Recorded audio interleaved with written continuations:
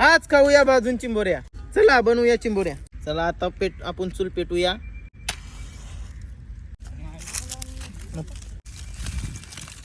आता आपली चूल पेटली. दादा आपलं नाव? माझं नाव शुभम कोळी. अच्छा, प्रॉपर मग आपलं कोणतं गाव? गव्हाण. आता आपलं बनणार आहे भाजून चिंबोऱ्या. तर डायरेक्ट दादा आता काय करणार आपण? हे डायरेक्ट चुली टाकणार का? हा डायरेक्ट चुली. आग मस्त पेटली तर डायरेक्ट चुलीत टाकणार.